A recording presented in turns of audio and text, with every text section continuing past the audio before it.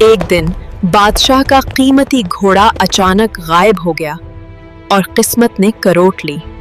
جنگل میں ایک آدمی ملا۔ سپاہیوں نے پوچھا مگر جواب صرف خاموشی۔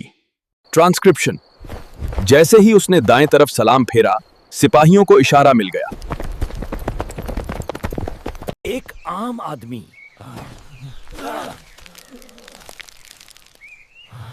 سپاہیوں کی نظر میں اب محل سے سونے کے برتن چوری ہونے لگے اور الزام پھر اسی پر۔ سزا کے ڈر سے وہ ساری رات اللہ کو یاد کرتا رہا۔ اور کمال دیکھیں، اصل چور خود سچ بتا گیا۔ سوال ہوا، ہم نے کیا پیا؟ ولی چیخا، سگار! یا تو بادشاہ اس بدتمیزی پر مجھے فوراً قتل کرنے کا حکم دے دے گا اور یہ روز روز مرنے سے بہتر ہے۔ بادشاہ نے خوش ہو کر ولی صاحب کو انعام و اکرام سے نوازا، اور ولی صاحب اس اتفاق پر مزید پریشان کہ یہ میرے ساتھ کیا ہو رہا ہے۔ کچھ عرصہ گزرا، عید قریب آ گئی۔ بادشاہ نے سلطنت میں منادی کروا دی کہ عید کی نماز شاہی ولی صاحب پڑھائیں گے۔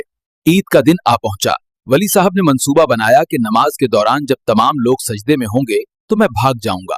نماز شروع ہو گئی۔ جب لوگوں کو سجدے میں کافی دیر گزر گئی تو پریشانی لاحق ہو گئی کہ کہیں حضرت ولی صاحب انتقال تو نہیں کر گئے۔ ولی صاحب نے دیکھا کہ لوگ پیچھے بھاگے آ رہے ہیں۔ ولی صاحب نے بھی رفتار بڑھا دی۔ جیسے ہی لوگ عیدگاہ سے باہر نکلے تو عیدگاہ پر عارضی چھت جو ڈالی گئی تھی وہ دھڑام کی آواز کے ساتھ زمین پر آ گری۔ لوگوں نے سوچا کہ حضرت صاحب کو پہلے سے چھت گرنے کا علم ہو گیا تھا، اسی لیے وہ نماز توڑ کر بھاگ کھڑے ہوئے اور ان کے پیچھے بھاگنے سے ہماری بھی جان بچ گئی۔